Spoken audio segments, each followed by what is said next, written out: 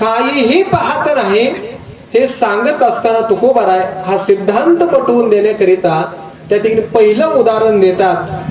अभंगाच्या दुसऱ्या चरणामध्ये विदुर महाराजांचं, दुसऱ्या चरणामध्ये तुकोबाराने दोन उदाहरण दिलेली आहेत.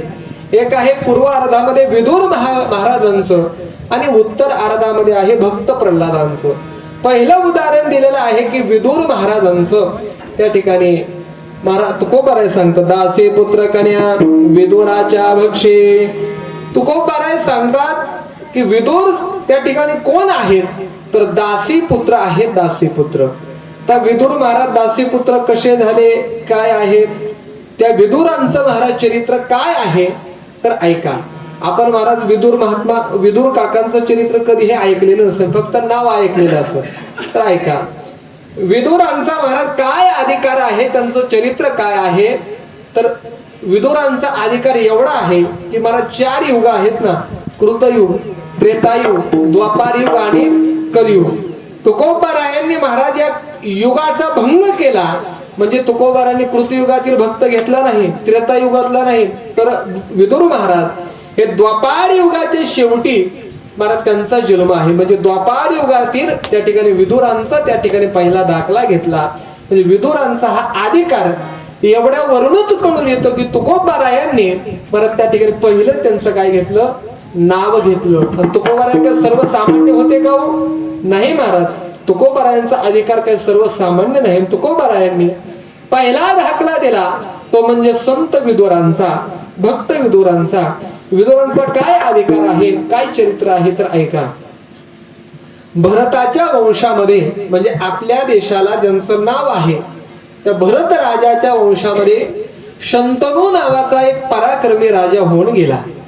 त्या शंतनू राजाचं महाराज गंगे बरोबर त्या ठिकाणी विवाह झाला. म्हणजे गंगा माता, गंगा देवी, गंगा नदी, कारण त्या गंगेला शाप होता आणि त्या शापास्तव तिला काही वर्ष महाराज मृत्यू लोकामध्ये त्या ठिकाणी राहावं लागणार होतं.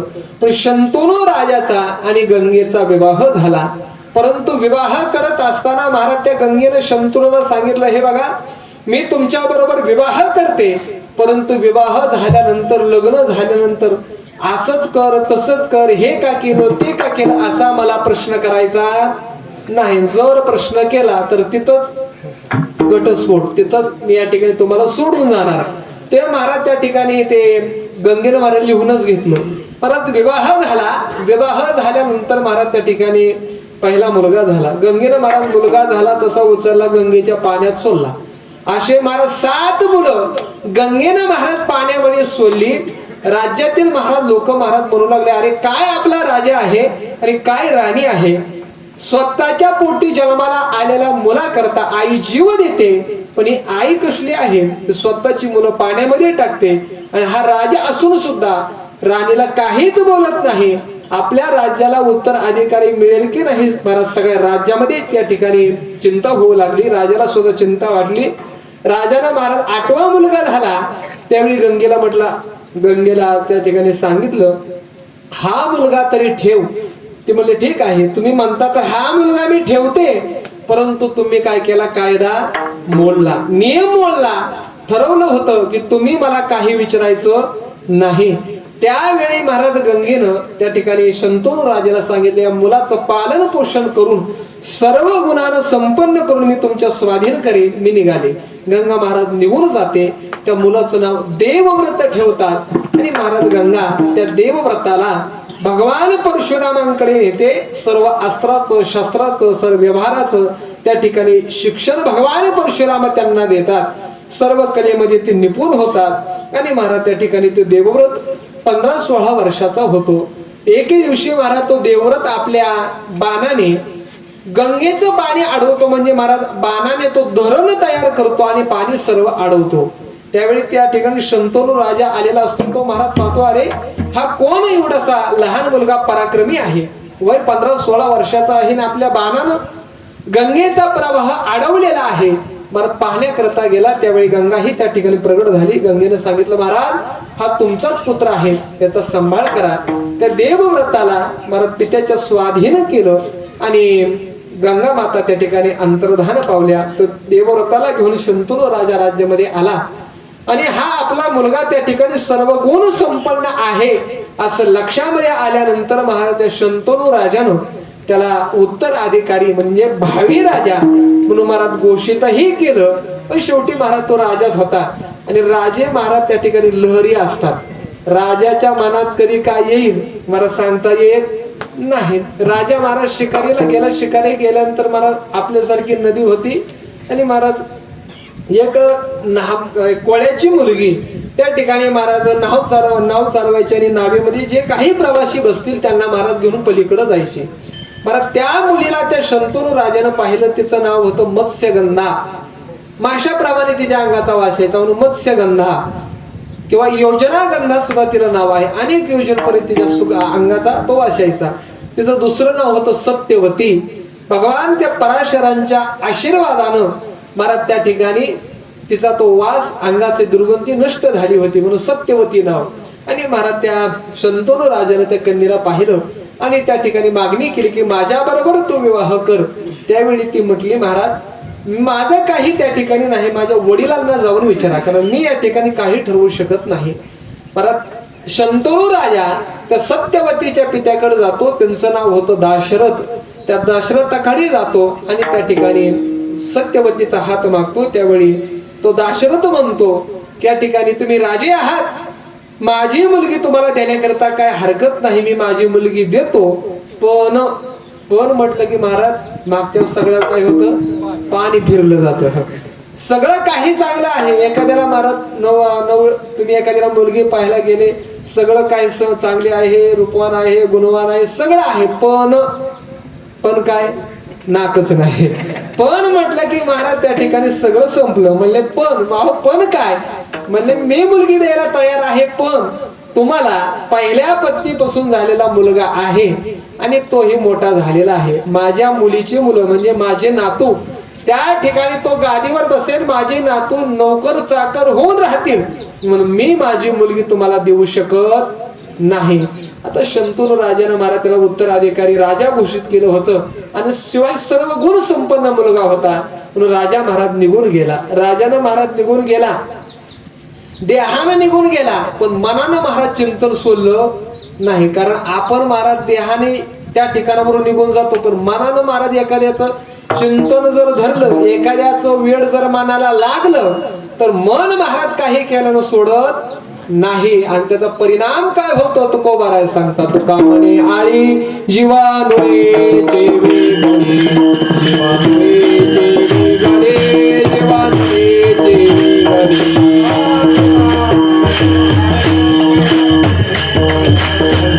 जीवानुरे जेवी गणे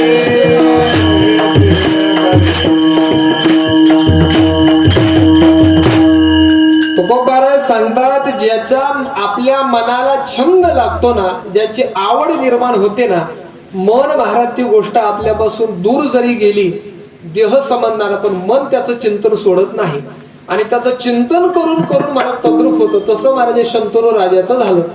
तो देह महाराज तिथून बाजूला गेला पण मनामध्ये तोच विचार आणि मला परिणाम असा झाला की महाराज तो विचार करून करून राजाची तब्येत महाराज अशी झाली, काडी पैलवान झाला. देवव्रताने विचार केला आपला पिता राजा आहे, माझ्यासारखा या ठिकाणी मी मुलगा आहे, काहीही कमी राज्यामध्ये नाही, सगळं सुखरूप आहे. आपल्या वडिलाला झालंय काय, असे वाळून कसे गेले. महाराज वैद्यांना बोलवलं, तपासणी केली. वैद्यानं सांगितलं याला कसलाही रोग नाही, शारीरिक रोग नाही पण मानसिक रोग झालेला आहे. मानसिक रोग म्हणजे मनामध्ये यांच्या दुसरंच काहीतरी आहे. त्या सारथ्याला विचारलं नेमकी काय झालं होतं इथून माग. महाराज त्या सारथ्यानं सर्व महाराज रथाच्या सारथ्यानं सर्व तो वृत्तांत सांगितला आणि तो देवव्रत महाराज पित्याच्या विरहित, पित्याला माहित न होता महाराज त्या दाशरथाच्या घरी जातो आणि महाराज दाशरथाला त्या ठिकाणी विनंती करतात की माझ्या पित्याला तुमची कन्या द्या. म्हणजे महाराज जगातलं पहिलं उदाहरण आहे. म्हणजे महाराज आपण आपल्या मुलाचे लग्न जमवायला महाराज जातो पण जगातलं पहिलं उदाहरण आहे की मुलगा बापाचं लग्न जमवायला गेला. म्हणजे अतिशय हाव निर्माण झाली ना तर महाराज ती कशी आदपतनाकडे घेऊन जाते याचं जिवंत उदाहरण म्हणजे शंतनू राजाचं आहे. पुढं आदपतन कसं होतं ते मी ऐकणारच आहात. महाराज देवव्रत त्या ठिकाणी गेला आणि सत्यवतीचा हात महाराज आपल्या पित्याकरता मागितला. परत त्याला सुद्धा आश्चर्य म्हटलं, अरे असा मुलगा कोण आहे? त्या ठिकाणी बापा करता त्या ठिकाणी दुसरी आई मागत आहे. महाराज तो म्हटला, त्यानं परत तेच सांगितलं, मी मुलगी द्यायला तयार आहे, परंतु माझे जे नातू होतील ते तुम्ही राजा व्हाल, ते नोकर चाकर होऊन तुमचे राहतील, त्यामुळे मी माझी मुलगी देऊ शकत नाही. त्यामुळे त्या देवव्रतानं सांगितलं, प्रतिज्ञा केली, शपथच घेतली की मी या ठिकाणी राजाच्या गादीवर बसणार नाही, राजाच्या गादीचं मी रक्षण करीन, पण राजाच्या गादीवर मी बसणार नाही. ठीक आहे. शिवाय महाराज तुम्हाला ठीक आहे का, हरकत नाही, पण त्याच्या पुढे एक अडचण आहे.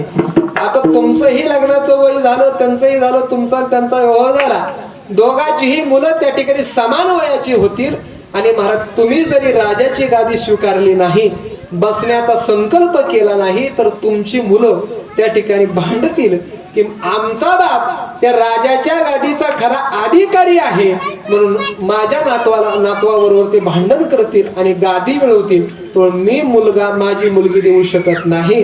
त्यावेळी महाराज भीष्माचार्याने हातामध्ये पाणी घेतलं, देवव्रतानं हातामध्ये पाणी घेतलं, आणि महाराज भीषण अशी प्रतिज्ञा केली की मी आजन्म ब्रह्मचारी राहील, मी लग्नच करणार नाही, अशी महाराज त्यांनी प्रचंड त्या ठिकाणी अघोर अशी प्रतिज्ञा केली. म्हणून त्यांचं नाव काय पडलं? भीष्माचार्य हे त्यांचं नाव पडलं. मुळामध्ये त्यांचं नाव काय आहे? देवव्रत आहे, परंतु महाराज अशी भीषण अशी प्रतिज्ञा केली म्हणून त्यांचं नाव भीष्माचार्य पडलं. विठाला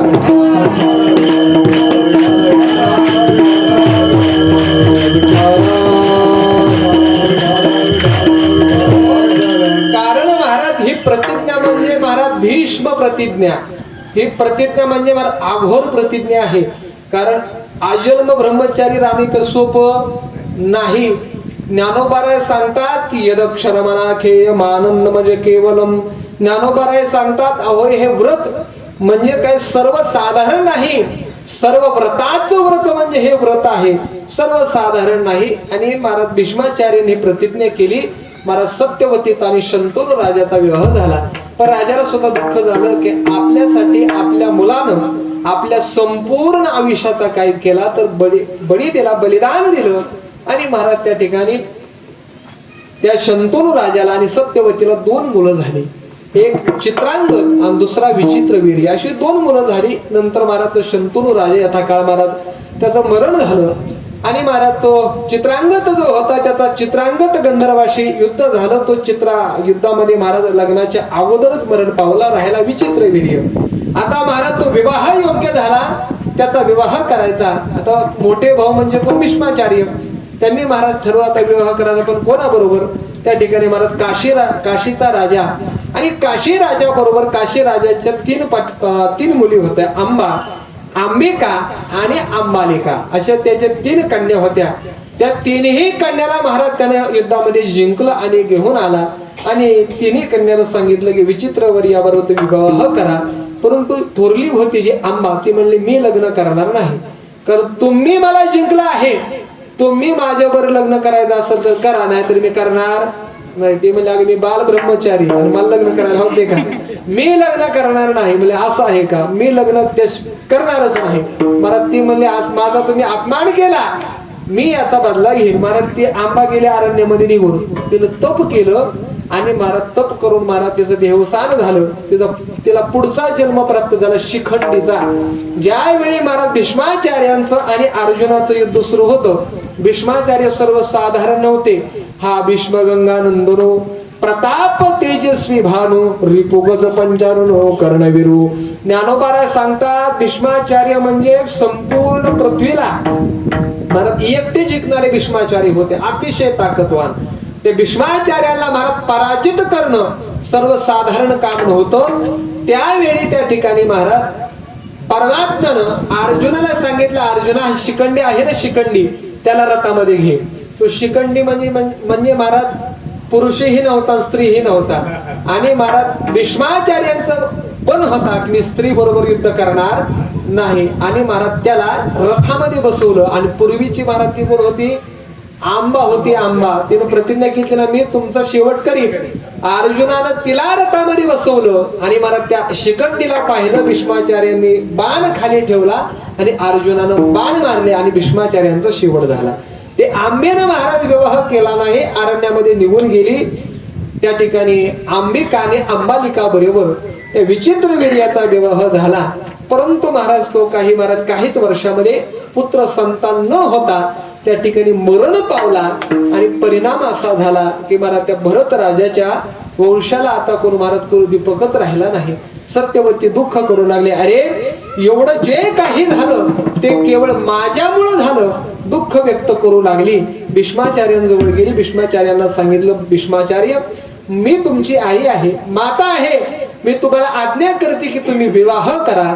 भीष्माचार्य म्हणतात नाही, माझं नाव भीष्माचार्य आहे ना, भीष्म या ठिकाणी मी काही झालं तरी त्या ठिकाणी विवाह करणार नाही. काही झालं तरी चालेल पण विवाह करणार नाही.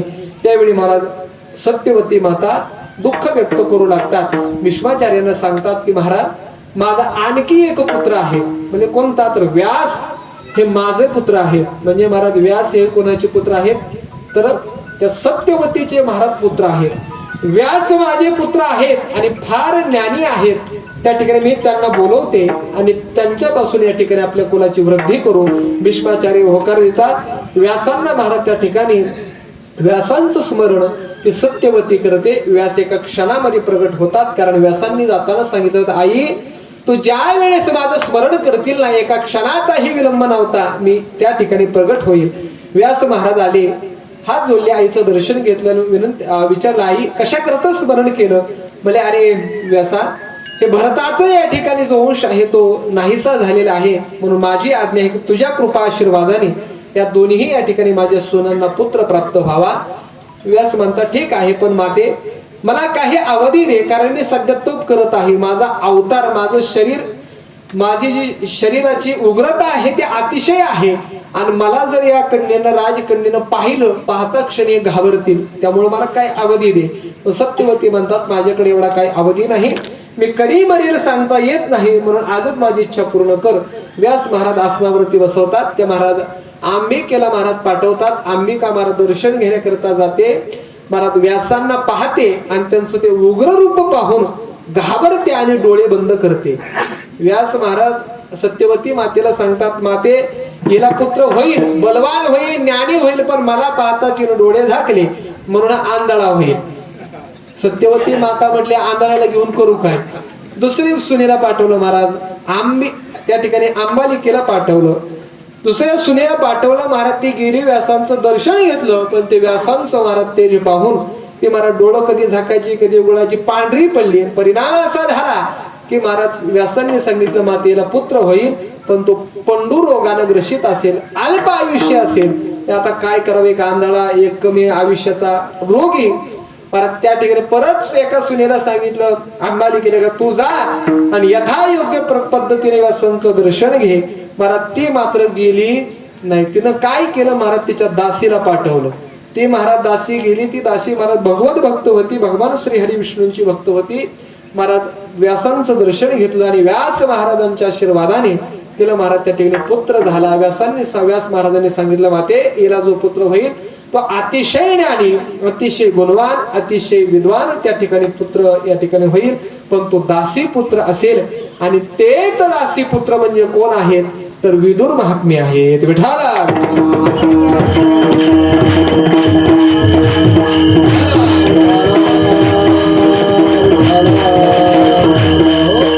पण विदुरांना महाराज दासीच्या पोटी महाराज शूद्र योनीमध्ये काय जन्म घ्यावा लागला त्याचंही महाराज एक कारण आहे. ऐका, त्याचा पूर्व इतिहास विदुर महात्म्यांचा असा आहे की महाराज विदुरजी हे महाराज कोणाचे अवतार आहे? तर विदुरजी हे महाराज यमधर्माचे अवतार आहेत. काय झालं? महाराज मांडव्य नावाचे ऋषी होते. मांडव्य नावाचे ऋषी म्हणजे त्यांचं स्थान आपल्या जवळच आहे. कोणतं? मांडवगण हे मांडव्य ऋषीचं महाराज स्थान आहे, म्हणून त्याला काय म्हणतात? मांडवगण म्हणतात. आपल्या जवळच आहे. ते मांडव्य ऋषीचं महाराज गाव आहे. त्या ठिकाणी मांडव्य ऋषी राहत होते आणि महाराज आपल्या आश्रमामध्ये अरण्यामध्ये तप करत होते. काय झालं? त्या राज्यामध्ये महाराज राजाच्या राजकोषामध्ये चोरी झाली. राजाच्याच घरात चोरी. राजानं महाराज सगळ्या सैनिकांना बोलवलं, म्हणजे अरे भर दिवसा राजाच्या घरात चोरी होते, तुम्ही का झोपले की काय? आपलं राज्य व्यवस्था किती असुरक्षित आहे हे ह्याच्यावरून कळते की राजाच्या घरात चोरी. आत्ताच्या आता चोरांना पकडा. काही महाराज वर्ष नाही, 6 महिने नाही, काय दिवस, आताच्या आता पकडा, नाही तर तुम्हाला दंडो. परत सगळे सैनिक महाराज मागावर लागले. महाराज चोर त्यांना दिसले आणि चोराच्या मागे धावू लागले. चोरांनी ओळखलं सैनिक आपल्या मागे धावत आहेत. आपण पळून पळून कुठपर्यंत पळणार, कारण आपण पायी पळतो आणि घोडावर पळतात. आता आपण सापडल्याशिवाय राहणार नाही. अरण्यामध्ये गेले, पाहिलं महाराज त्या ठिकाणी आश्रम दिसला आणि विचार केला या आश्रमामध्ये जाऊन लपू, कारण हा साधूचा आश्रम आहे. या साधूच्या आश्रमामध्ये हे शिपाई येणार.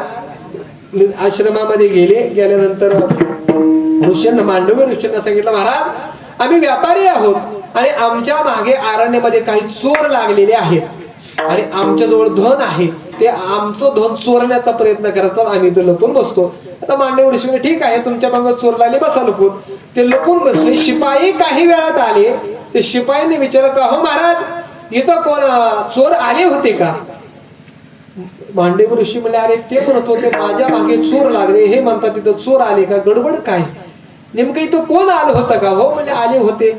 पहिले पहाड त्या ठिकाणी महाराज शोधाशोधी महाराज सुरू झाली. शोध घेतल्यानंतर ते चोरही सापडले आणि महाराज सर्व धनही सापडलं. महाराज त्या शिपायांनी त्या चोरांनाही महाराज त्या ठिकाणी कैद केलं. चोरांना विचारलं, हे तुमचे कोण आहेत? ते म्हणले, हे आमच्या टोळीचे मुकदम आहेत. आता महाराज ऋषी होते, पण काय म्हटले, हे आमचे मुकदम म्हणजे आमच्या चोराच्या टोळीचे प्रमुख आहेत. तर मांड्यावर ऋषी काही बोलणार महाराज, त्यांनाही महाराज कैद केलं. हातामध्ये बेड्या घातल्या, हात बांधले, नेलं ना महाराज राजाच्या दरबारामध्ये. राजाच्या दरबारात उभा केलं. राजाला सांगितलं, महाराज हे चोर आहे, त्यांनी चोरी केली, पण यांच्या आश्रयानं, या दाढीच्या जटावाला जो आहे ना, फट्टे वळलेला, गंध वळलेला, याच्या आश्रयानं हे चोर राहतात. या चोराच्या टोळीचा हा प्रमुख आहे, मुकदम आहे. राजा म्हणला, असं आहे का? म्हणले, भगवी कपडे घालतो, माळा घालतो आणि लोकाला संन्याशी होऊन फसवतो. म्हणजे नुसता चोर असता तर तुला मी या ठिकाणी हात पाय तोडले असते, पण साधू होऊन तू लोकांना फसवतो म्हणून तुला मी 16 वर देतो, सगळ्यांना 16 वर द्या. आणि महाराज सूळ त्या ठिकाणी रोवलं होतं. सूळ म्हणजे असा एक आहे की महाराज कट्टा असतो, कट्ट्यावरती महाराज कट्ट्याच्या मध्ये एक अतिशय तीक्ष्ण टोकदार असं एक शस्त्र असतं. त्या शस्त्रावरती त्या मनुष्याला बसवलं जातं आणि महाराज त्याच्या बसवल्याबरोबर त्याच्या शरीरामध्ये तो प्रवेश करतो आणि 2 महाराज भाग होतात. असं ते महाराज सूळ, त्या सुळावरती त्या चोरांना आणि मांडवी ऋषींना बसवलं. ते चोर महाराज काही क्षणात मरण पावले, पण ते ऋषी होते ना महाराज, तपाचं महाराज सामर्थ्य होतं. त्यांच्या तपाच्या सामर्थ्याने महाराज ते शुल्क आहे त्यांच्या शरीरामध्ये प्रवेश करायला. थोडस महाराज प्रवेश कुठं भर केला आणि त्याच्यावरती ते बसले आणि महाराज आपलं तप ध्यान परमात्म्याचं स्मरण करू लागले. 2 दिवस झाले. परत येऊन त्या सैनिकांना पाहिलं, अरे बाकीचे चोर तर मरण पावले, पण दाढीवाला जटावाला काय मेला? या अर्थ हा कोणतरी ऋषीच असला पाहिजे. तेवढ्यामध्ये महाराज त्या ठिकाणी काय ऋषी मुनी चालले होते. त्यांनी पाहिलं, अरे तर मांडवी ऋषी आहे. त्यांना सैनिकांना सांगितलं, हे तुम्ही काय केलं? हे मांडवी ऋषी आहेत. महाराज त्या सैनिकाने राजाला सांगितलं, महाराज जो दाढीवाला जटावाला होता तो चोर नव्हता, ऋषीच आहेत. महाराज राजा पळत येतो, क्षमा मागतो आणि महाराज मांडवी ऋषींना त्या स्वळावरून खाली काढतो. त्या ठिकाणी मांडवी ऋषी म्हणतात, राजा तू घाबरू नको, तुझं काहीही चुकलं नाही. अशी तुझ्या राज्यामध्ये कोणी चोरी केली तर त्याला अशी शिक्षा देणं तुझं कर्तव्य आहे, परंतु या ठिकाणी तू घाबरू नको. परंतु तुझी चूक नाही, कारण ही चूक कोणाची आहे तर यमधर्माची आहे. कारण केलेल्या कर्माचं फळ कोण देतो? यम देत असतो. त्यानं मला हे फळ का दिलं? कारण मला ती योगी होते, कारण त्यांना योग सामर्थ्यांना कळत होतं की 7 जन्मामध्ये शुळावरती द्यावं, एवढं मी पाप केलं नाही आणि मला शुळावरती का दिलं? महाराज हा प्रश्न विचारण्याकरिता महाराज आपल्या योग सामर्थ्याने ते मांडवी ऋषी यमलोकामध्ये गेले. आता महाराज आजकालच्या काळातील लोक यमलोक मानतील की नाही, पाप पुण्य मानतील की नाही हे का माहिती नाही, परंतु ते मानावंच लागतं महाराज. कारण तुम्ही पाप पुण्य नाही मानलं तरी हरकत नाही, परंतु पुण्याचं फळ आहे सुख आणि पापाचं फळ आहे दुःख, हे तरी महाराज मानावंच लागतं. कारण नाही मानलं तरी चालेल, पण कार्य महाराज मानावंच लागतं. तसं महाराज ते यमराजाकडे गेले. यमराजाने महाराज जसं त्या मांडवी ऋषींना पाहिलं, घाबरले, अरे हे ऋषी कशा करता आले? बसण्याकरता आसन दिलं हात जोडले आणि येण्याचं कारण विचारलं. मांडव ऋषी रागवले होते. मांडव ऋषी म्हणे, हे धर्मा, तू धर्मराज आहे आणि असा तू धर्मराज असताना तो अन्याय का केला? म्हणजे काय अन्याय केला महाराज? अरे मी माझ्या जीवनामध्ये 7 जन्माचं मी पाहू शकतो, कधी पापच केलं नाही, तर मला सुळावर 2 दिवस का बसावं लागलं आणि कोणत्या कर्माचं फळ आहे सांग.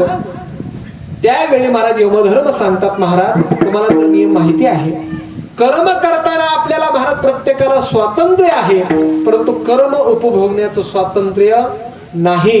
कर्म महाराज केलं रे केलं, तुम्ही चांगलं करा नाहीतर वाईट करा, त्या कर्माचं फळ महाराज आपल्याला इच्छा नसताना सुद्धा भोगावंच लागतं, त्याला दुसरा पर्याय नाही.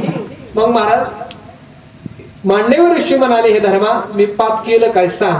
महाराज त्यांचे महाराज त्या वह्या महाराज उघडून पाहिल्या तर त्यांनी कधी महाराज अगोदरच्या 2 जन्मामध्ये लहान असताना 8 वर्षाचे होते, फुलपाखरू महाराज घेतलं आणि त्या फुलपाखराला काय केलं, काट्यानं मागून महाराज ते पावसाळ्यामध्ये उडतात ना महाराज, ते पकडलं आणि त्याला मागून काट्यानं काय केलं, टोचवलं होतं.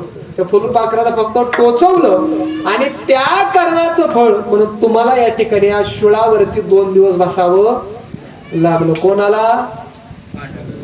मांडवी ऋषीला. आपण तर महाराज काय काय कुटाने करतो, आपलं तर महाराज काय होईल देवच जाणे बाबा. विठाला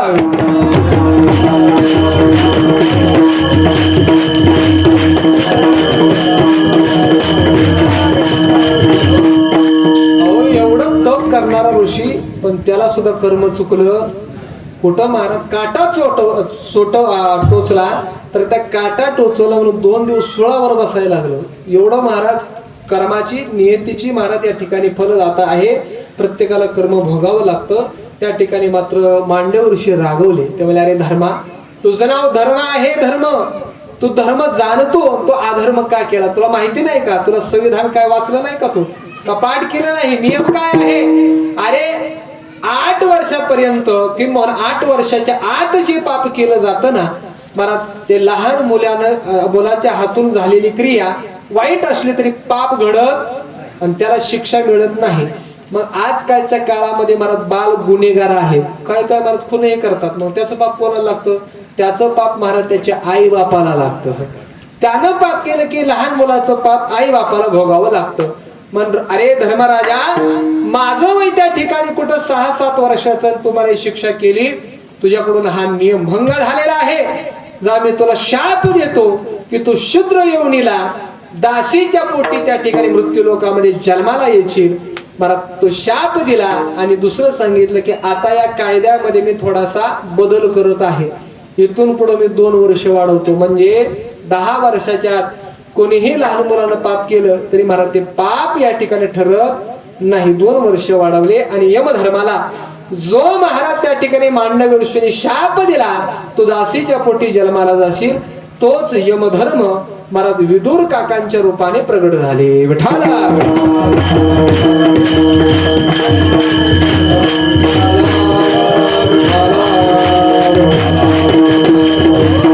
म्हणून महाराज विदुर काकांनी आपल्या जीवनामध्ये केवळ धर्मच सांगण्याचं काम केलं. धर्माविषयी ज्ञान सांगण्याचं महाराज काम केलं. महाराज विदुर काकांची महाराज दुसरी एक विदुर नीती म्हणून आहे, अतिशय महाराज वाचण्याजोगं महाराज तो ग्रंथ आहे विदुर नीती. विदुर काकांनी आपल्या जीवनामध्ये केवळ त्या ठिकाणी महाराज लोकांना धर्मज्ञान सांगण्याचं काम केलं. आणि ते विदुर अतिशय ज्ञानी होते, अतिशय भगवत भक्त होते आणि अंतःकरणामध्ये भगवंताविषयी अपार श्रद्धा होती. लहानपणापासून महाराज भगवत भक्त होते. यमराजाचाच अवतार महाराज भगवान श्रीकृष्णांची अतिशय भक्ती, अतिशय श्रद्धा. आणि महाराज त्या ठिकाणी धृतराष्ट्र राजा आणि त्या धृतराष्ट्राच्या पदरी महाराज बुद्धिमान असल्यामुळे त्या धृतराष्ट्राने त्यांना मंत्रीपद दिलं होतं. आणि महाराज मंत्र्याचं काम असतं की आपला राजा जर कुठं चुकू लागला तर त्याला चूक दाखवणं, महाराज हे बरोबर आहे चुकीचं आहे सांगणं. परंतु महाराज काही लोक भितात की राजाला जर आपण त्याची चूक सांगितलं राजा आपल्याला शिक्षा करेल, म्हणून महाराज काही लोक सांगत नव्हते. परंतु महाराज विदुर काका असे नव्हते, ते वेळोवेळी महाराज त्या धृतराष्ट्राला सांगायचे, अरे धृतराष्ट्रा, तुझे जे पुत्र आहेत कौरव आहेत ना, ते योग्य पद्धतीने वागत नाहीत.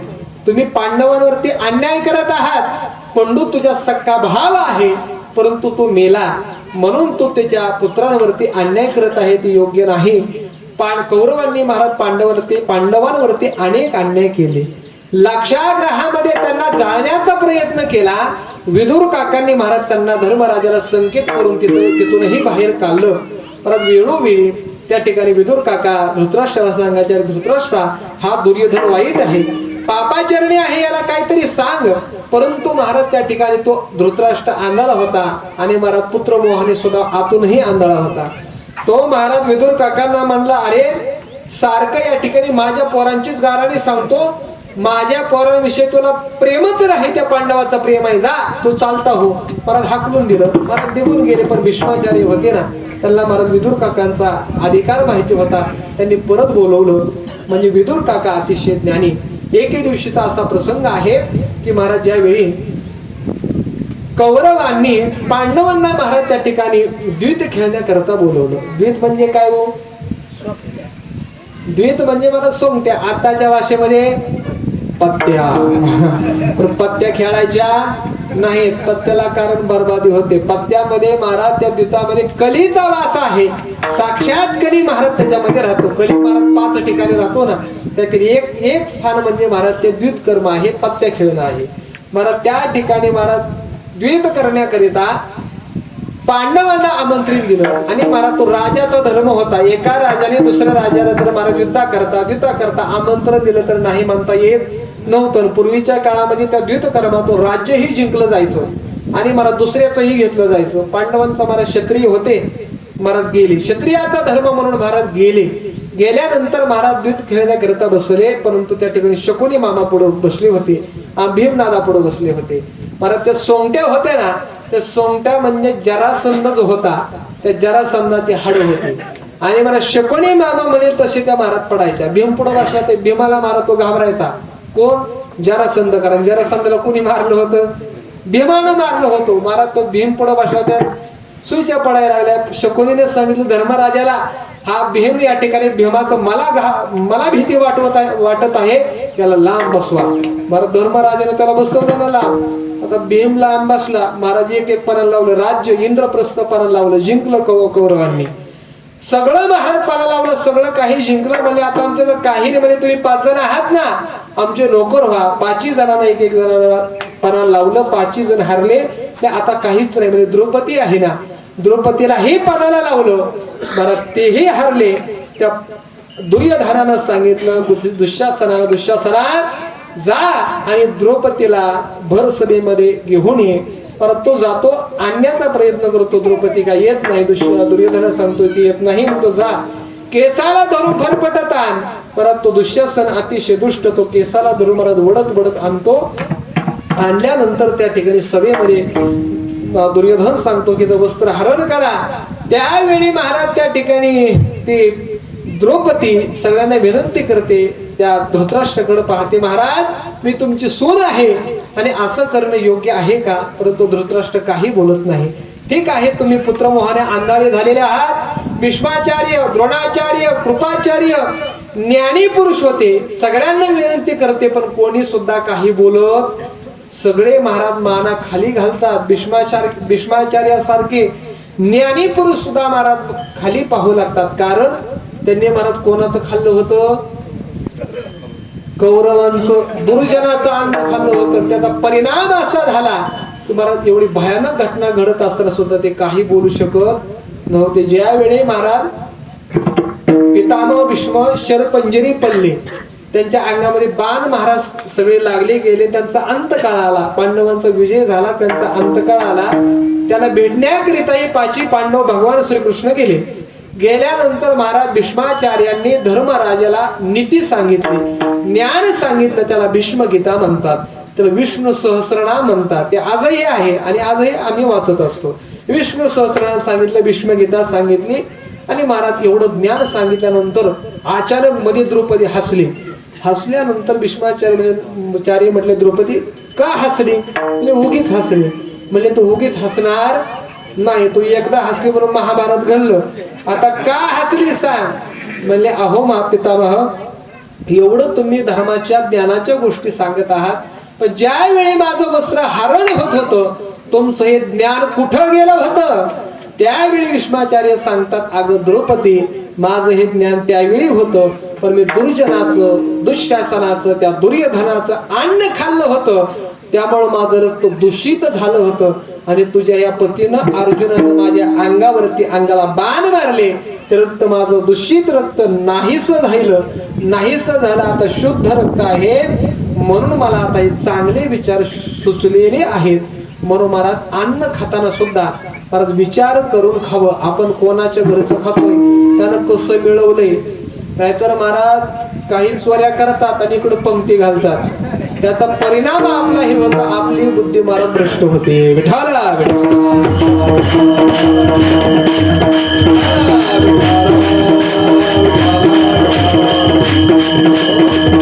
विश्वाचार्य, द्रोणाचार्य, कृपाचार्य सगळ्यांनी खाली माना घातल्या.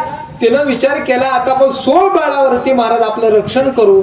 साडी धरली, पण महाराज तो दुःशासन महाराज तिच्या पुढे काय चालणार. शेवटी जे लक्षात आलं आपलं कोणीच नाही, आणि महाराज आपलं कोणीच नाही हे ज्यावेळी कळतं त्यावेळी महाराज कोणाची आठवण येते? देवाची. महाराज देवाची लवकर आठवण येत नाही. ज्यावेळी महाराज सगळ्यांनी लाता घालतो, सगळे लोक लाता घालतात, त्यावेळी महाराज देवाची आठवण होते. मग महाराज देवाचं स्मरण केलं. परमात्मा महाराज त्या ठिकाणी महाराज धावून आले. द्रौपदीनं महाराज त्या ठिकाणी हाक मारली, कोठे गुंतल, हाक मारली, कोठे गुंतल असे द्वारकेच्या राया, वेळ खास खयाला वेला. परमात्मा धावून आले.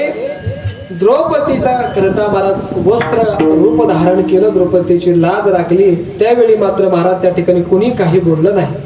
परंतु विदुर काका त्या ठिकाणी उभा राहिले. विदुर काकाने धृतराष्ट्राला सांगितलं होतं, अरे राजा, तुझ्या राज्यामध्ये तुझी सुनकाय, तुझ्या भावाची सुनकाय हे कृत्य घडत आहे, वाईट आहे. त्यावेळी महाराज तो दुर्योधन उभा राहिला आणि त्या दुर्योधन मानला, अरे सुलता होता ना, कारण महाराज धृतराष्ट्र, पंडू राजा आणि विदुर काका सख्खे भाव होते. पण उभा राहिला तो दुर्योधन आणि म्हणला, ए भिकारड्या, आमचं खातो आणि आमच्या वैऱ्याचं गुणगान गातो, जा चालता हो. महाराज त्या दुर्योधनानं विदुर काकांना महाराज सभेतून हाकलून दिला, अपमान केला. आणि महाराज महाभारतामध्ये आणि रामायणात हे साम्य आहे. रामायणामध्ये महाराज रावणाने बिभीषणाचा अपमान केला आणि महाराज लात घालून महाराज राज्याच्या बाहेर काढलं. बिभीषण भक्त होता, अपमान केला आणि त्याचा परिणाम काय झाला हो? रावणाची महाराज तिथून पुढे उतरती काळा लागली, सगळं संपलं. इकडं महाराज विदुर काकांना दुर्योधनाने भिकारड्या म्हणून महाराज राज्यसभेतून महाराज हाकलून बाहेर काढलं. परिणाम काय झाला? विदुर काका भगवत भक्त होते. परिणाम तिथून पुढे महाराज दुर्योधनाची महाराज उतरती काळा लागली. म्हणून भक्तांचा, संतांचा अपमान होईल असं वागायचं नाही. जर आपल्याकडून महाराज त्याचा अपमान झाला, महाराज ते कधी शाप देत नाहीत, कारण ते संत असतात. परंतु महाराज न सहावे गोविंदा, परंतु महाराज ते देवाला सहन होत नाही. आणि परिणाम काय होतो? महाराज दुर्योधनाचं, रावणाचं जे झालं ते होतं, सगळं नष्ट होतं. महाराज राव त्या ठिकाणी विदुर काका निघून गेले, राज्याचा त्याग केला. महाराज परत जायचं नाही ठरवलं. इकडे पांडव महाराज 12 वर्ष वनवासा करता, 1 वर्ष अज्ञातवासा करता गेले. महाराज विदुर काका यमुनेच्या किनारी आली, एक झोपडी बांधली आणि महाराज त्या झोपडीमध्ये राहू लागले. त्यांच्या पत्नीचं नाव होतं सुलभा. जी परमार्थाला सुलभ असते तिला काय म्हणतात? सुलभा म्हणतात. आणि परमार्थ जर करायचा असेल तर महाराज पत्नी सुद्धा अनुकूल पाहिजे, नाहीतर एका विठोबा रखमाई पाहिजेत, नाहीतर जे हनुमान असलेलं बरं असतं. नाहीतर महाराज पती निघाले पंढरपुराला आणि पत्नी निघाले काळूबाईला, असं व्हायला नको. परमार्थ सुद्धा महाराज एका विचाराशिवाय होत नाही. परमार्थ पती पत्नीला करायचा असेल तर त्याकरिता नाथ महाराज गिरिजाबाई लागतात. नाहीतर महाराज आपलं काही, आपण एक विचाराची पत्नी एका विचाराची असं होत नाही. परंतु महाराज ती त्या ठिकाणी सुलभा जी होती, महाराज ती परमार्थाला सुलभ होते आणि अतिशय महाराज पातिव्रत महाराज त्याच्या ठिकाणी होतं. अरण्यामध्ये झोपडी बांधली. महाराज झोपडीमध्ये राहू लागले. काही महाराज त्या ठिकाणी झाडाची फळं फुलं मिळते ते महाराज खावे आणि त्याच्यावरती उदरनिर्वाह करावा. आणि अवरात्र त्या ठिकाणी परमात्म्याचं भजन करावं, नामस्मरण करावं, संत समागम करावा, परमात्म्याविषयी चर्चा करावी, दोघच पती पत्नी. परंतु महाराज अहोरात्र महाराज परमात्म्याचं स्मरण. आणि महाराज असं त्यांनी केवळ त्या ठिकाणी महाराज फळं फुलं पालं खाऊन, झाडाचा पाला खाऊन 12 वर्ष काढले. किती? 12 वर्ष महाराज परमात्म्याचं त्यांनी तप केलं. आणि कोणतीही साधना फलद्रूप होण्याकरिता महाराज तप घडावं लागतं. आणि महाराज त्यांच्या मनामध्ये आर्तता निर्माण झाली. ती सुलभा विदुर काकांना म्हणू लागली, का हो, ज्याची एवढी आपण साधना केली, ज्याची एवढं आपण ध्यान केलं, तो द्वारकेचा राजा भगवान श्रीकृष्ण आपल्याला दर्शन देईल का? आपल्या घरी येईल का? त्यावेळी विदुर काका म्हणतात, अगं सुलभा, निश्चित त्या ठिकाणी आपल्याला तो दर्शन देईल आणि आपल्या घरी सुद्धा आल्याशिवाय राहणार नाही. सुलभा म्हणते, अहो परमात्मा जर आपल्याला भेटले ना तर त्यांना आपल्या घरी जेवणाकरता बोलवा. काका म्हणतात, अगं आपल्याला दोघालाच खायची पंचायत आहे, झाडाचा पाला खाऊन आपण जगतो, देवाला काय आपण देणार? पण निश्चित आपल्याला देव मात्र मला त्या दर्शन दिल्याशिवाय राहणार नाही.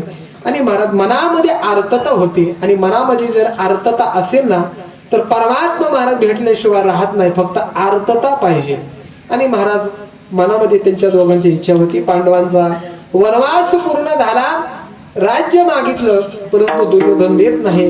परमात्मा महाराज पांडवांना येऊन भेटले, सांगितलं मी संधी करण्याकरिता जातो. संधी करण्याकरिता महाराज परमात्मा महाराज हस्तिनापूरला निघाले. आणि महाराज दुर्योधनाला कळालं की द्वारकेचा राजा भगवान श्रीकृष्ण संधी करण्याकरिता येत आहे. दुर्योधनानं महाराज नगर सजवलं, अख्खं नगर महाराज सजवलं. त्या ठिकाणी दिवाळी प्रमाणे सजवलं. महाराज 56 पदार्थ केले. सगळ्या लोकांना सांगितलं स्वागताकरता सगळ्यांनी रस्त्यावरती थांबा, परमात्म्याचं दर्शन घेण्याकरता. सगळे नगरातील लोक महाराज त्या ठिकाणी जमू लागले, सगळे सजावट करू लागले. विदुर काका महाराज स्नानाला गेले असताना त्यांनी पाहिलं हस्तिनापूर एवढं आज का सजवलेलं आहे. त्यांनी महाराज एक जण विचारलं, का हो काय आहे राज्यामध्ये एवढी सजावट काय आहे? त्यांनी सांगितलं, द्वारकेचा राजा श्रीकृष्ण येणार आहेत. मला विदुर काकांना अतिशय आनंद झाला. पळत पळत घरी आले आणि महाराज सुलभा देवींना सांगितलं, सुलभा, जी 12 वर्ष आपण तप केलं त्यात परिपूर्ण झालं आणि आज त्या ठिकाणी आपल्या भगवंताचं दर्शन होणार आहे. भगवान श्रीकृष्ण हस्तिनापुरामध्ये येणार आहेत. त्यावेळी परमात्म्याचं दर्शन घेण्याकरिता महाराज विदुर काका आणि महाराज सुलभा देवी रस्त्यावरती येऊन थांबतात. परमात्म्याचा रथ येतो, अनेक प्रकारची मंगलवाद्य वाजत असतात. परमात्म्याचा रथ येतो, सगळी महाराज परमात्म्याला पाहत असतात. परंतु एवढ्या गर्दीमध्ये मात्र परमात्मा कोणाला तरी पाहत असतात. म्हणजे महाराज जसा भक्त महाराज देवाला हुडकतो तसा देव सुद्धा भक्ताला हुडकत असतो. परत परमात्मा विदुर काकांना पाहत होते. विदुर काका दिसल्याबरोबर महाराज परमात्म्याने रथ थांबवला आणि विदुर काकांना महाराज हाक मारले, काका इकडे या. काकांना अतिशय आनंद झाला. अरे मला माझ्या जीवनामध्ये सगळे दासीपुत्र म्हणून हिणवतात, पण या जगाच्या मालकानं मला काका म्हणावं एवढा माझा अधिकार नाही. महाराज परमात्म्या जवळ गेले, साष्टांग दंडवत घातला, हात जोडले आणि परमात्म्याने सांगितलं, काका मी तुमच्या घरी भोजना करता येणार आहे. मनातला भाव जाणला आणि महाराज सांगितलं येणार आहे. परमात्मा महाराज पुढे निघून गेले. विदुर काका सुलभा देवी जवळ पळत आले, सांगितलं, सुलभा तुझी इच्छा होती ना देवानं आपल्या घरी यावं, देव आपल्या घरी भोजना करता येणार आहेत, तू घरी जा, घर या ठिकाणी स्वच्छ कर. मी बाजारामध्ये जातो, काही आपल्या जवळ नाही, परंतु काही कोणी दिलं तर भिक्षा मागून काहीतरी आणतो आणि या ठिकाणी आपण परमात्म्याला भोजन करूया. सुलभा देवी महाराज घरी जाते. घर सर्व महाराज सारवून घेणं, सडा समर्चन सर्व काही करू लागते. देव आल्याबरोबर देवाला खाण्याकरता काय द्यावं म्हणून अरण्यातून महाराज केळी घेऊन येते आणि महाराज केळी जवळ ठेवते. इकडे महाराज परमात्मा हस्तिनापुरामध्ये जातात. धृतराष्ट्राची महाराज भेट घेतात, दुर्योधनाची भेट घेतात. त्याला समजून सांगतात, अरे दुर्योधना, पांडवांना त्यांचं राज्य दे. त्या ठिकाणी दुर्योधन म्हणतो मी देणार नाही. पण ठीक आहे, त्यांचं राज्य देऊ नको, निदान राज्य देत नाही, 5 गावं तरी दे, 5 जणा करता तुम्हाला 5 गावं सुद्धा मी देणार. अरे 5 गाव 1 गाव तरी दे. तो म्हणला अजिबात नाही, अगदी सुईच्या टोकावर बसल एवढं सुद्धा मी देणार नाही. परत सगळं त्यानं नाकार दिला. देव म्हणजे ठीक आहे, तुझी इच्छा देण्याची नाही, म्हणजे मग मिळवण्याकरता काय युद्ध करावं. ठीक आहे, तुझी इच्छा आहे तर पूर्ण करतो. देव महाराज निघाले. निघाल्याबरोबर या कौरव दुर्योधनाने 56 भोग तयार केले होते. परमात्म्याला विनंती केली, देवा भोजन करून जा, तुमच्या करता 56 भोग तयार केलेले आहेत. 56 भोग कशाला म्हणतात हो? आपण महाराज भाकरी कालवण खातो त्याला भोग म्हणत, पक्वान्नाला भोग म्हणतात. म्हणजे गुलाबजाम, बासुंदी, श्रीखंड याला महाराज काय म्हणतात? भोग म्हणतात, पक्वान्न म्हणतात. आणि पक्वान्न हे असं आहे, ते मला शिळ होत नाही, त्याला विटाळ नसतो. जे तेलामध्ये किंवा त्या साखरेमध्ये जे तळलं जातं तुपामध्ये, त्याला महाराज विटाळ नसतो, कुणीही केलेलं असेल तर. 56 भोग तयार केलेले आहेत, तेव्हा भोजन करून जा. पण देव म्हटले नाही. अरे दुर्योधना, मनुष्यानं दोन व्यक्तीच्या घरचं खावं, कोण कोणाच्या ऐका. एक तर महाराज पुढच्याच्या अंतःकरणामध्ये आपल्याविषयी प्रेम असेल तर त्याच्या घरी जेवावं, आणि नाही तर महाराज आपण संकटात असेल, काहीच मिळत नसेल तर महाराज दुसऱ्याच्या घरी जेवण, नाही तर जेवू नये. म्हणजे मी काय संकटात नाही आणि तुझ्याविषयी माझ्या अंतःकरणात प्रेम नाही. दुर्योधन म्हणला, देवा तुमच्याविषयी माझ्या अंतःकरणात प्रेम नाही कशावरून म्हणता? अहो आमची महाराज भावकीची भांडणं आहेत, तुम्ही पाहुणे आहेत, तुम्हाला काय करायचंय? म्हणजे यायचं, आरामशीर राहायचं, जेवायचं, भावकीच्या भांडणात तुम्हाला पडून काय करायचं? देव म्हटले, अरे दुर्योधना तसं नाही, पांडव सदाचारी आहेत, धर्मानं वागणारे आहेत, आणि जे धर्माने वागतात ते मला प्रिय असतात. म्हणून पांडव माझे भक्त आहेत. त्या पांडवांचा जो द्वेष करतो तो माझाच द्वेष करतो. यमान द्वेष्टी तर समान द्वेष्टी. जो भक्तांचा द्वेष करतो तो माझा द्वेष करतो.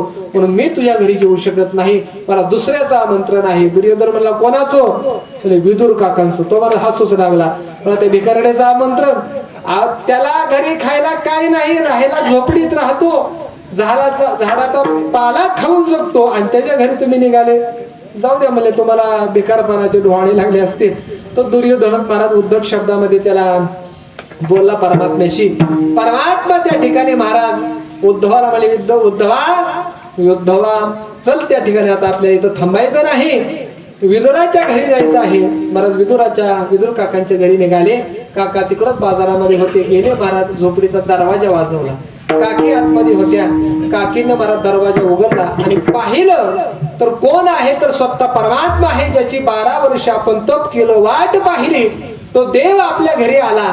आणि महाराज ते सुलभा परमात्म्याचे अतिशय भक्त होते. जसं महाराज देवाला पाहिलं, सगळं महाराज देवबानच हरपून गेले.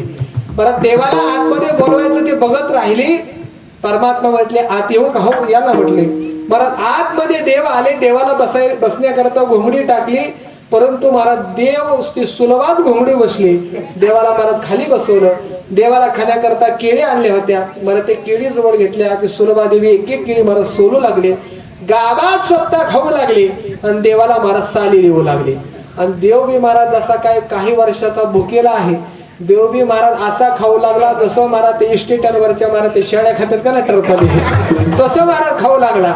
आपण महाराज कुठं प्रवासाला निघालो, आता आम्हाला महाराज सारखा प्रसंग होतो. इष्टीचा प्रवास, कुठं भूक लागली, केळी घ्यायच्या, केळी खाल्ल्या खाली टाकल्या की इस्टेटांवर महाराज ते शेळ्या असतात तर लगेच येतात आणि खाऊ लागतात. तसं देवानं महाराज त्या महाराज साले खायचा रटा लावला. 1-2 महाराज देव महाराज आनंदाने खाऊ लागले. तेवढ्यामध्ये विदुर काका आले आणि काकाने चित्र पाहिलं. काका शब्दच राहिले. मला आता काय करावं, पण काकांना आनंद वाटला. अरे तिनं देवाचे तप केलं आणि स्वतःच देहभान हरवलेले आहे. म्हणून महाराज आवाज दिला, सुलभा म्हटल्याबरोबर महाराज सुलभादेवी जाग्या झाल्या. अगं सुलभाई काय करते? महाराज सुलभादेवी जाग्या झाल्या, आतमध्ये गेल्या, देवाला हात जोडले. देवा क्षमा असावी. देव म्हटले, काही नाही. काका जवळ बसले, आसनावरती देवाला बसवलं. केळी महाराज काकांनी घेतल्या. केळी महाराज सोलू लागले, देवाला गाभा देऊ लागले आणि सरपट बाजूला ठेवू लागले. परंतु महाराज खात असताना देवाला महाराज तोंड मात्र वाकडं तिकडं केलं. देव म्हटले, देवा आपलं काका म्हणले, देवा काय झालं? केळी खराब आहे का? म्हणले, काका केळी खराब नाही, पण मगाशी एवढी मात्र चव नाही, मगाशी काय वेगळाच आनंद होता. म्हणजे देवानं महाराज त्या सुलभा देवीचा काय पाहिला? भाव पाहिला, प्रेम पाहिला. मला बाजारामध्ये गेले, पण जवळ पैसा नाही ना. पैसा नसेल तर मला कुत्र सुद्धा जवळ करत नाही. मग कोणी काय दिलं नाही. काही महाराज गोळा करून धान्य आणलं होतं. महाराज त्याच्या कण्या तयार केल्या आणि महाराज देवानं त्या दरदरीत पाण्या माझी रांधलेल्या कण्या पाण्यामध्ये महाराज त्या कण्या विदुर सुलभा देवीने रांधल्या आणि महाराज देवानं त्या महाराज कण्या खाल्ल्या. मध्ये कन्या देवानं महाराज त्या ठिकाणी भक्षण केल्या. कन्याचे सुद्धा महाराज 3 प्रकार आहेत. एक जय कन्या, दुसरे जय जय कन्या आणि तिसरे आहेत जय कन्या, वय कन्या आणि जय जय कन्या, असे 3 प्रकार. जय कन्या कशाला म्हणतात? ताटात वाढल्या तिथंच बसतात त्याला म्हणतात जय कन्या. वय कन्या म्हणजे काय? ताटात वाढल्यानंतर दोन्ही हाताने धरावं लागतं त्याला म्हणतात वय कन्या. आणि ताटात वाढल्यानंतर वाढणाऱ्याच्या मागेच पळतात त्याला म्हणतात जय जय कन्या. तसं महाराज ते जय जय कन्या त्यामध्ये काय घट्टपणा नव्हता, पण देवाने चतुर्भुज रूप धारण केलं आणि महाराज अशा कन्या खाल्ल्या की महाराज सांगतात की विदुरा घरच्या भक्षुणे कन्या परमानंदे झाला. अगदी महाराज तोट्टीचा ढेकर दिला. आणि तुकोबारा तेच सांगतात की भगवान परमात्मा तुमचा श्रेष्ठपणा, नीचपणा, दुसरं तिसरं काहीही पाहत नाही, केवळ तो भावच पाहतो. म्हणून परमात्म्यानं काय केलं? विदुरा घरच्या भक्षुणी कन्या किंवा दासी पुत्र कन्या विदुराच्या भक्षी. विदुर काकांच्या घरच्या महाराज देवानं कन्या खाल्ल्या. विठाला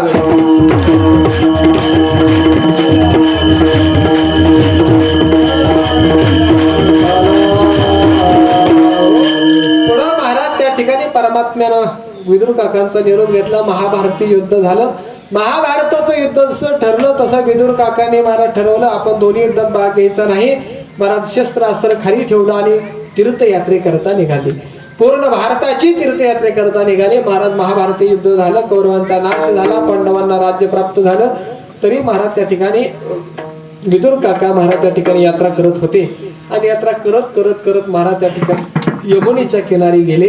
गेल्यानंतर उद्धवजी भेटले. उद्धव सुद्धा देवाचे भक्त आणि विदुर सुद्धा देवाचे भक्त. आता सज्जन से सज्जन मिले तो होवे दो वाघ आणि गदे से गदा मिले तो खावे दो लात. गाढवं जर एकत्रित आले तर काय करतात? लाता घालतात. तसं महाराज दोन्ही संत एकत्रित आले. मग काय महाराज त्यांच्या काय प्रपंचातल्या गोष्टी सुरू झाल्या काय? तुमच्याकडे कस काय गेली, आमची अशी गेली, असं सुरू झालं काय? नाही. मग काय महाराज त्यांचं परमात्मेविषयी चर्चा, देवाच्या लीलेविषयी महाराज चर्चा सुरू झाली. सांगता रात्र झाली. शेवटी महाराज उद्धवानं महाराज विदुर काकांना सांगितलं, काका एक दुःखद घटनेमध्ये काय झालं? परमात्मा या जगाचा निरोप घेऊन त्या ठिकाणी निज धामाला गेले. विदुर काकांना अतिशय दुःख वाटलं. परंतु उद्धवजी सांगत आहेत, ज्यावेळी परमात्मा निज धामाला चालले होते त्यावेळी मी होतो आणि मैत्रीय ऋषी होते. आम्ही दोघं होतो. देवाने आम्हाला तत्वज्ञान सांगितलं. आणि जात असताना काका देवानं तुमची त्या ठिकाणी 3-4 वेळा आठवण काढली. म्हणजे आपण महाराज जाताना मरताना मुलांची आठवण काढतो, मुलींची, नातवंडाची आठवण काढतो, पण देवानं महाराज विदुर काकांची आठवण काढली. दासीच्या पुत्री पोटी जन्माला आलेले, परंतु अशा विदुरांचं महाराज भक्तांचं स्मरण देवानं केलं. विदुर काकांचं अंतकरण भरून आले. अरे माझा काय अधिकार? मी शूद्र येऊन जन्माला आलो, दासीच्या पोटी जन्माला आलो, निज धामाला जाताना देवानं माझं स्मरण करावं. मला विदुर काकांचं अंतकरण भरून आलं. आणि उद्धवजी सांगू लागले, काका जाताना देवानं तुमचं 3-4 वेळा स्मरण केलं आणि जाता जाता मैत्री ऋषींना सांगितलं, हे मैत्रिया, मी जे तुम्हाला तत्वज्ञान सांगितलेलं आहे ना, ते तत्वज्ञान माझ्या विदुराला द्या, कारण माझा विदुर भोळा आहे आणि माझ्याशिवाय त्याला दुसरं तिसरं कोणी नाही. परमात्मा हे सांगून निजधामाला गेले. म्हणजे ते मैत्री ऋषी कुठं आहे? म्हणजे हरिद्वार क्षेत्रामध्ये आहेत. मला तीर्थयात्रा करत त्या ठिकाणी विदुरजी हरिद्वार क्षेत्रामध्ये गेले. मैत्री ऋषींचे त्या ठिकाणी दर्शन झालं. ते ब्रह्मज्ञान महाराज त्या ठिकाणी मिळालं. आणि नंतर त्या ठिकाणी वानप्रस्थ आश्रमामध्ये पदार्पण करून विदुरजींनी महाराज अरण्यामध्ये तपसाधना करून या इहलोकाचा महाराज निरोप घेतला. असे विदुर त्या ठिकाणी महात्मे भक्त विदुर यांचा अधिकार एवढा मोठा की देवानं महाराज जाताना त्यांचं स्मरण करावं एवढा त्यांचा अधिकार आहे. आणि त्यांच्या प्रेमापोटी भक्तापोटी तुकोबाराय सांगतात, देवानं त्यांच्या घरी कन्या खाल्ल्या. एवढा हा परमात्मा भक्त वत्सल आहे. विठाला